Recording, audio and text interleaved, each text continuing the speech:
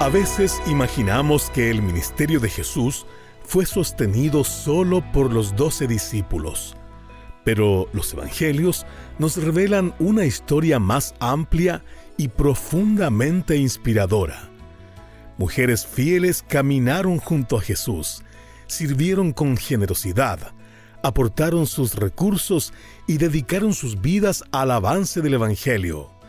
Bienvenido a Sabiduría para el Corazón con el pastor Stephen Davey en la voz y adaptación de Daniel Cuquín. Hoy abrimos Lucas capítulo 8, donde conoceremos a 3 de estas mujeres que, aunque muchas veces olvidadas, jugaron un rol fundamental en el ministerio de Cristo. Lecciones de fidelidad, humildad y entrega que siguen hablando con poder hasta el día de hoy. Acompáñenos en esta lección titulada Las mujeres que caminaron con Jesús.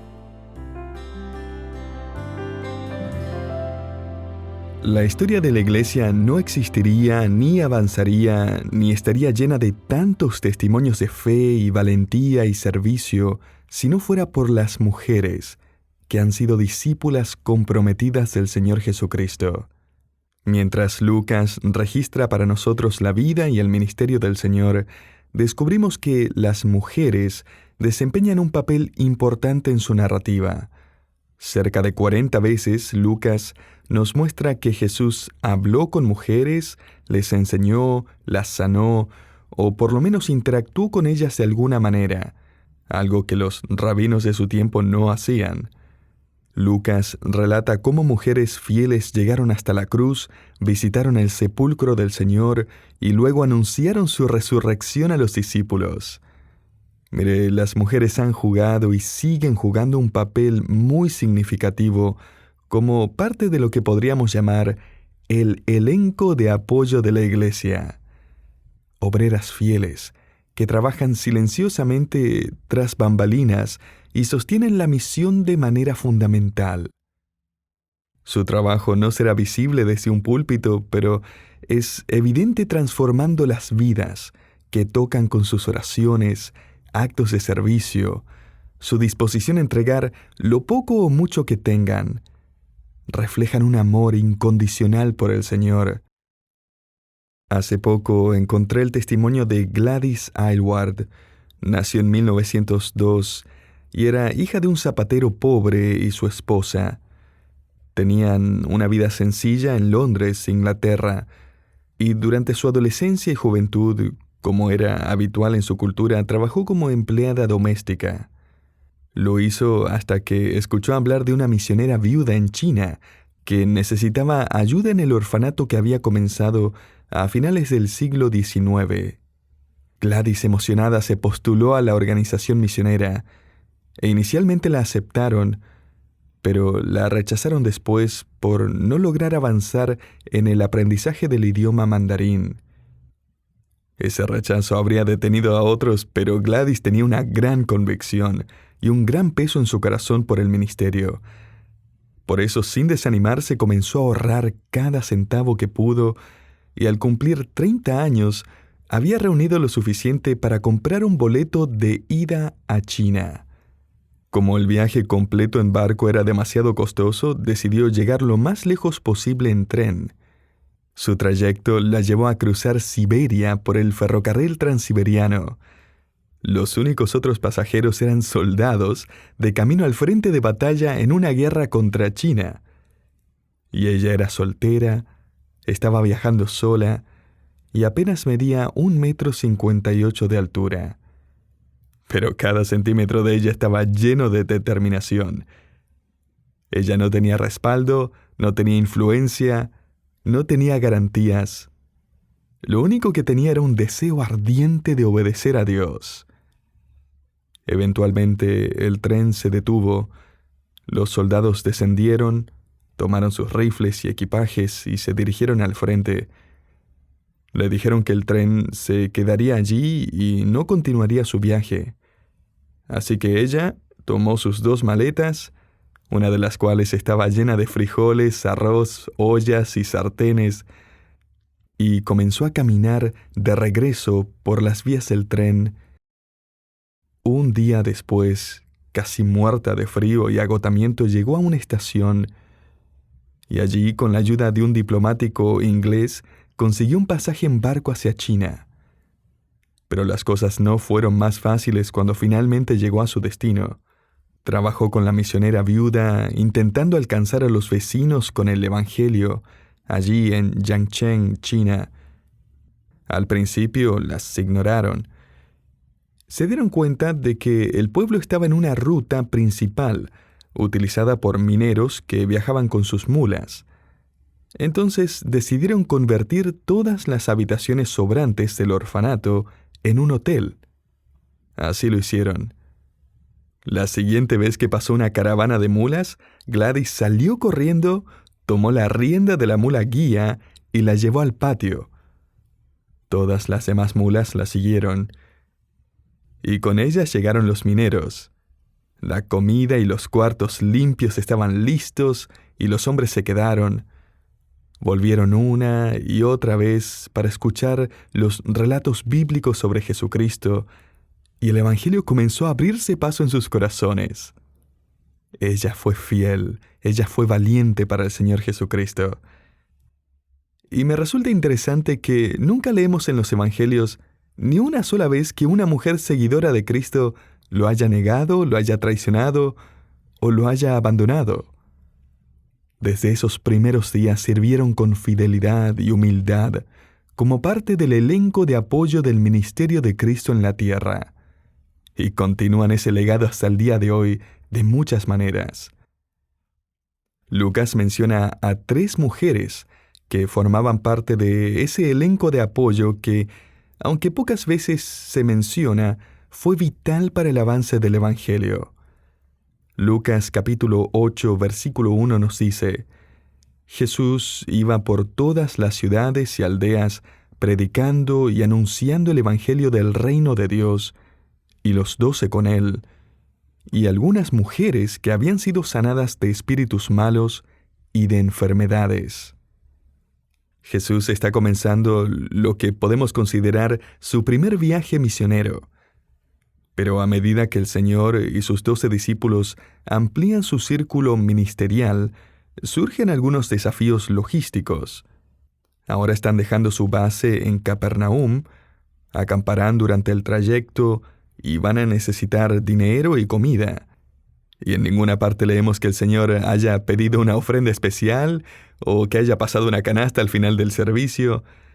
Recordemos también que Él era pobre, literalmente pobre. En una ocasión, de hecho, necesitaba pagar impuestos y no tenía el dinero. Así que envió a Pedro al lago a pescar. Y Pedro pescó un pez que tenía en su boca la moneda exacta para pagar lo que debía. Me parece una forma fantástica de pagar impuestos. Pero note que Jesús no le dijo a Pedro que se quedara pescando. Entonces, ¿de dónde obtuvieron el dinero para comprar alimento y provisiones en el camino? Si miramos el final del versículo 3, encontramos la respuesta: y otras muchas que le servían de sus bienes. Podríamos parafrasear el texto así: y muchos otros discípulos contribuían para su sustento con sus propios recursos. Estas mujeres, junto con otros discípulos, ya sea hombres o mujeres, además de los 12, literalmente financiaron con sus bienes personales el ministerio terrenal de Jesús. ¿Qué le parece esa inversión? Y note, querido oyente, que el ministerio del Mesías avanzó gracias al sacrificio silencioso de personas comunes. Gente como usted y como yo. ¡Qué gran ejemplo! Ahora, estas 3 mujeres que Lucas está por presentarnos tenían algo en común. Las 3 habían sido sanadas por Jesús. La primera mujer se menciona en el versículo 2, y es María llamada Magdalena, de la que habían salido 7 demonios. Ahora, no debemos confundir a esta María con la prostituta que ungió los pies de Jesús con perfume, como vimos en el pasaje anterior. En ninguna parte de la Biblia se nos dice que María Magdalena fue prostituta. Esa no es nada más que una tradición creada por la iglesia medieval y no tiene fundamento bíblico.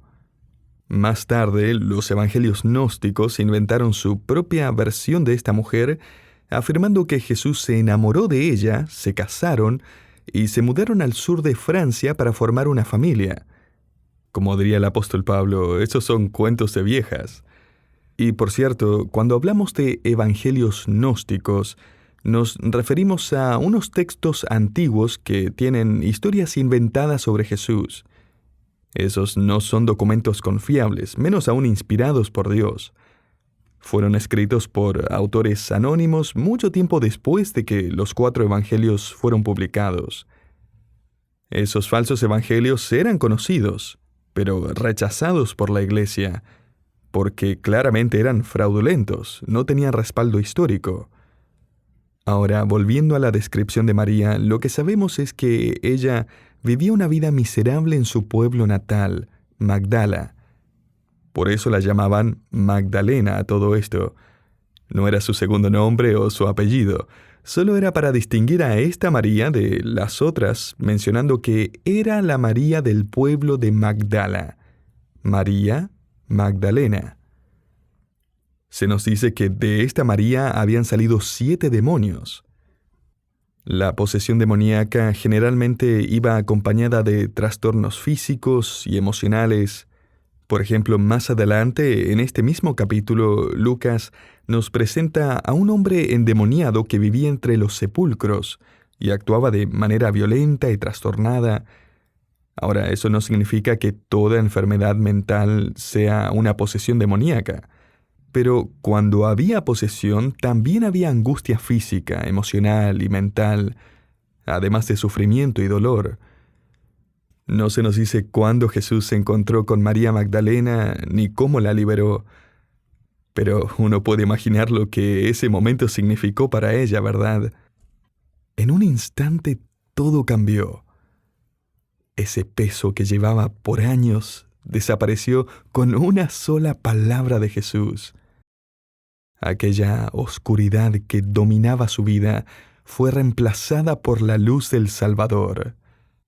Cuando Lucas nos dice en el versículo 2 que Jesús sanó a estas mujeres de espíritus malignos y enfermedades, él usa un término médico griego, terapeuo, de donde proviene nuestra palabra terapia. Es un término que, en el primer siglo, enfatizaba una restauración total de la salud. Así que no es de extrañar que María Magdalena quisiera seguir a Jesús durante los 2 años siguientes. Ella y otras mujeres servirían junto con los otros discípulos, como vemos en Mateo 27:55. Eventualmente, ella también seguiría a Jesús, llorando con otras mujeres, mientras lo veían caminar hacia el monte Calvario, Lucas 23:27.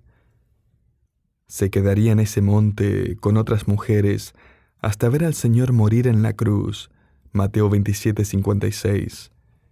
Prepararía especias con otras para ungir su cuerpo, Lucas 23:56. Sería la primera persona en ver al Señor resucitado, como nos dice Marcos 16:9, y junto a otras mujeres anunciaría la resurrección de Jesús a los discípulos, Lucas 24:10. ¡Qué testimonio!, ¿verdad? De ser una mujer poseída y desesperada, sin esperanza, pasó a ser un testigo clave de la resurrección. ¿Puede imaginar lo que eso significa? La primera voz en proclamar la victoria sobre la muerte no fue la de un rey, ni la de un sacerdote, sino la de una mujer que antes vivía bajo la opresión del enemigo. Ella vivió rechazos profundos. La marginaron, la trataron como impura, la evitaron, y sin duda quienes la conocían antes de que cayera bajo el poder del diablo, la abandonaron, la aislaron, la señalaron, la dejaron sola. Pero justo ahí, en medio de ese abandono, en esa oscuridad que parecía no tener fin, Jesús se acercó. Él la encontró. como solo Él sabe hacerlo, con compasión y poder y gracia. No sabemos cuánto tiempo vivió así antes de que Jesús la encontrara, pero sabemos que Él la encontró, así como lo encontró a usted y a mí, querido creyente, y nos liberó. Usted no habrá sido liberado de una posesión demoníaca, pero sabemos que Cristo ha liberado a todos los creyentes del poder y el dominio de Satanás. Él nos ha salvado del juicio del pecado y nos ha trasladado al reino de luz. Lo que Jesús hizo por María Magdalena no fue solo una anécdota relegada al pasado. Él sigue liberando a personas hoy, con la misma autoridad y el mismo poder que tenía en el primer siglo. Jesús no necesitó agua bendita, ni humo especial, ni cánticos repetitivos, ni conjuros extraños. Bastaba que Él dijera una sola palabra, y los demonios huían. Cuando Jesús aparece, los poseídos no son los indefensos son los demonios. Permítame darle un principio bíblico a partir de este testimonio, y es que tener un pasado oscuro no impide que el Señor le dé un futuro brillante. Jesús tomó a una mujer excluida y le dio una nueva familia, hermanos y hermanas, madres y padres en la fe, y lo sigue haciendo hoy. Toma a los rechazados y los adopta, toma a los olvidados y les da propósito. Así es nuestro Salvador. Ahora Lucas continúa y nos presenta a otra mujer en el versículo 3. Es Juana, mujer de Chuza, intendente de Herodes. No se nos dice de qué la sanó Jesús, pero vemos que ella también se convirtió en una seguidora comprometida de Cristo. Y es como si Lucas quisiera dejarnos claro que el Evangelio había alcanzado los niveles más altos de la sociedad romana.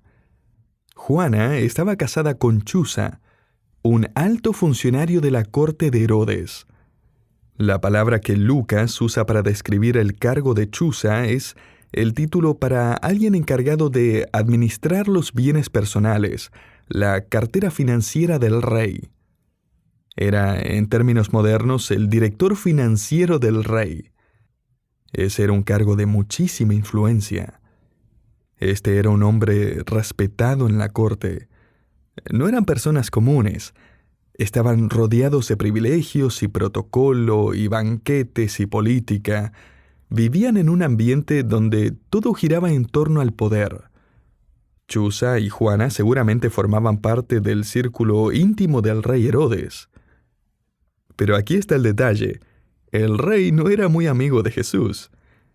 El padre de este Herodes, Herodes el Grande, había intentado matar a Jesús después de que los magos del Oriente le informaran sobre el nacimiento del rey de los judíos. Herodes obviamente no logró su objetivo, y su odio por el Mesías solo creció. El Herodes que aparece en esta escena del Evangelio de Lucas era su hijo, Herodes Antipas. Este Herodes es el que va a ordenar la muerte de Juan el Bautista, y luego conspiraría con Pilato para crucificar a Jesús. Mire, Herodes no iba a invitar a nadie a dar su testimonio de fe, ni mucho menos a cantar alabanzas en su palacio. Si había alguien difícil de alcanzar con el Evangelio o un lugar difícil donde llevarlo, ese era el círculo íntimo de Herodes. Y sin embargo, mire quién acaba de entregar su lealtad a Cristo. Juana, mujer de Chuza, intendente de Herodes. En medio de un sistema lleno de orgullo y ambición, el Evangelio logró abrirse paso hasta el corazón de Juana, justo donde parecía imposible. Y aquí hay otro principio importante, y es que Dios a veces alcanza a la persona más inesperada en el lugar más improbable. No se nos dice cuándo Jesús conoció a Juana, ni cómo la sanó, y ni siquiera sabemos cuál era su enfermedad. Pero sabemos que su transformación fue tan profunda que no solo decidió seguir a Jesús como una de sus discípulas, sino que también lo hizo con el consentimiento de su esposo. Ella era la esposa de Chuza, y eso no va a pasar desapercibido. Me imagino el revuelo que eso causó en el palacio. ¿Ya te enteraste? La esposa de Chuza se volvió religiosa, una fanática. Incluso está dando todo su dinero a ese rabino pobre y a sus seguidores. ¿Lo puedes creer? Y no pase por alto este detalle. Cuando Juana decidió seguir a Cristo, dejó atrás una vida de comodidad para sumarse a un grupo que vivía viajando, sin lujos, sin certezas, dependiendo de la provisión diaria. Lavaba platos, preparaba comida, remendaba ropa, realizaba tareas humildes con las demás mujeres. Era como si hubiese abordado un tren rumbo a Siberia con una maleta llena de frijoles, arroz, ollas y sartenes. Trabajo duro. Muchas horas y muchos kilómetros recorridos. Ella cambió el mármol del palacio por el polvo del camino. Cambió los banquetes por provisiones sencillas y el protocolo real por una vida de servicio humilde. ¿Por qué?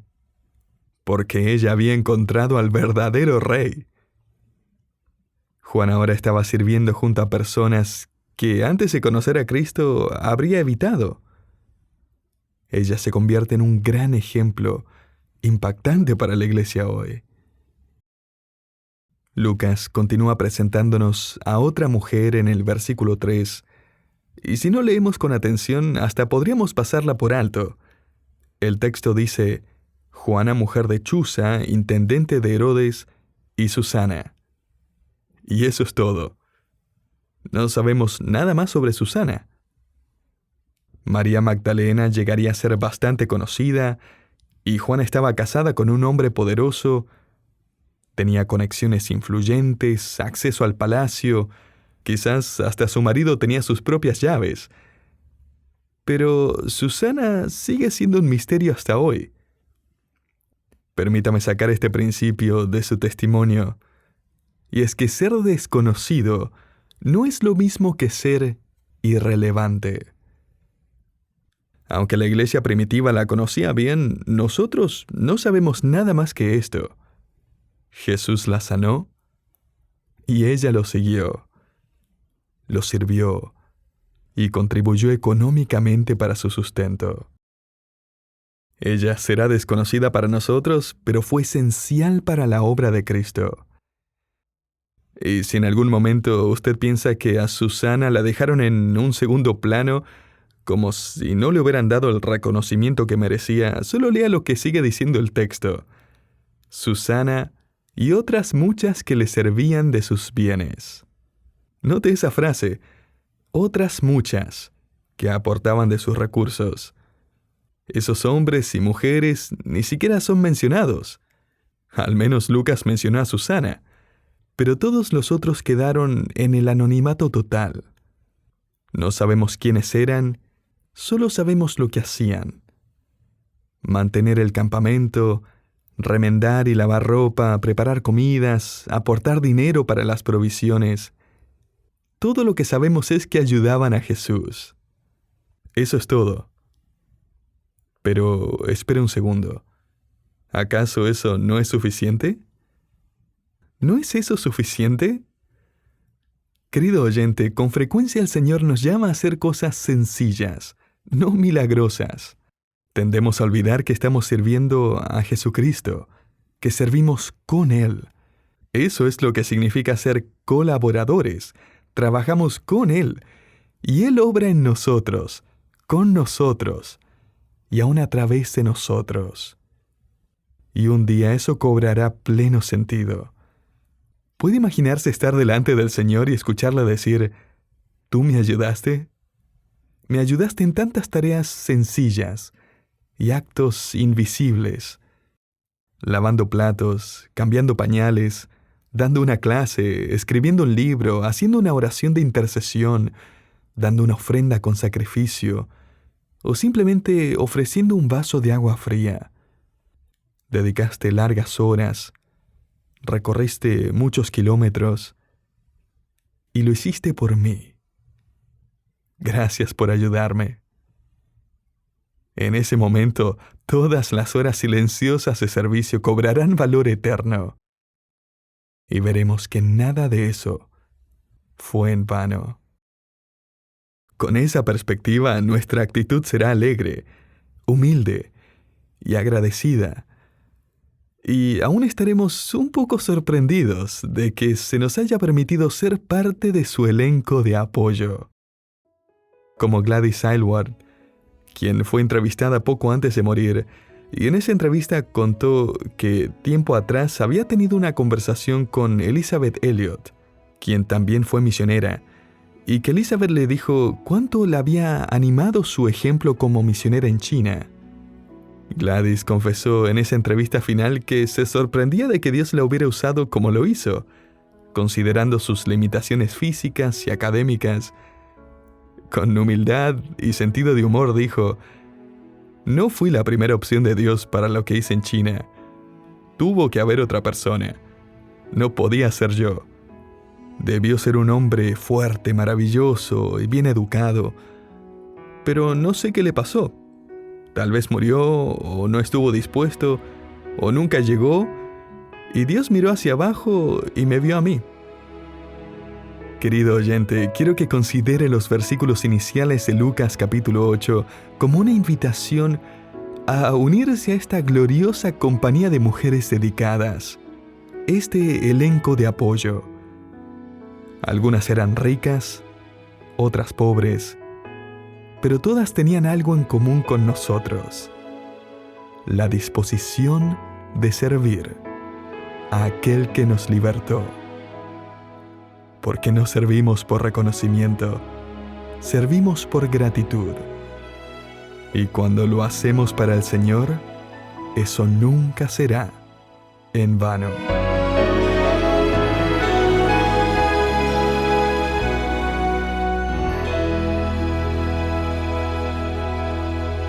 Gracias por acompañarnos en Sabiduría para el Corazón, una producción del Ministerio Sabiduría Internacional.